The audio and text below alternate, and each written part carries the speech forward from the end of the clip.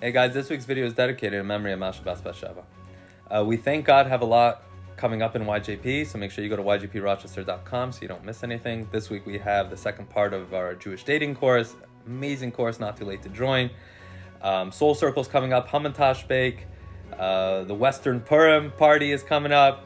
We have early birds now available, so can't wait to see you guys at something soon. This week's Torah portion, Parsha Yisro. This Shabbos is a very special Shabbos, right? Many of you have heard me say that every week. I'm telling you that, it's not hyperbole. I know you heard me say it last week. This Parsha Yisro, we received the Torah. Perhaps the greatest moment in Jewish history, right? It's when we became a nation. It's the reason why we're here today. It's when we received our mission, our mandate. It's where it all happened. Hearing the Ten Commandments from God himself on Mount Sinai. But let me ask you, where's Mount Sinai? Why isn't it one of the holiest locations in Judaism? We all know where the Western Wall is. Why is the place where we receive the Torah not a place that we go visit? Why is it not a place where we go bask in holiness?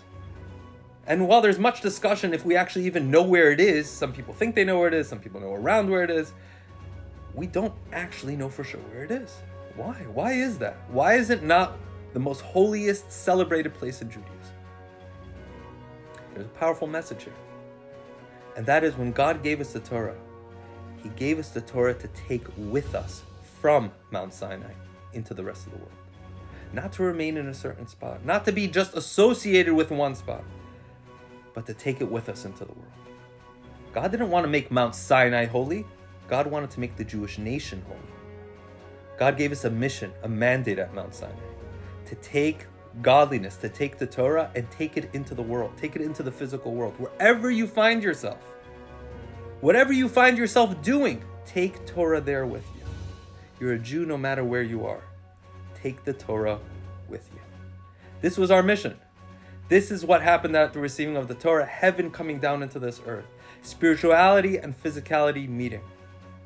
From then on, our mission became that no matter what we found ourselves doing, the most mundane physical task, bring godliness, bring spirituality into that. Take Torah with you. Holiness is not to a specific location. It will travel. It's meant to go with you. You may have seen Chabad rabbis at some point stop you on the subway, stop you at the train station, right? Do you need Shabbat candles? Do you want to wrap tefillin? Right? Well, you may have thought, come on, is this the place for this? Being so openly Jewish, this is a place of work. Come on, in the synagogue, it's fine. It's great. This isn't the place. Torah travels with us wherever we are. I want to share with you an amazing story I just read this morning. Bear with me. It's worth the wait. In the summer of 1990, this was right after the fall of communism, there was a Chabad rabbinical student who had spent a few months in Moscow.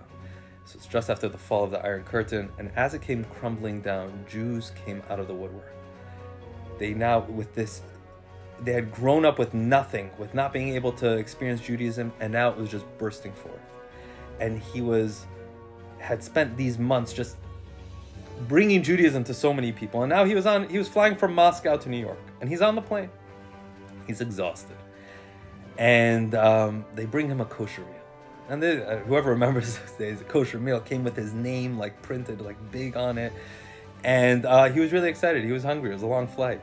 And he went to the galley in the back to wash his hands because he was going to have a roll. And he comes back to his seat, and his meal's gone.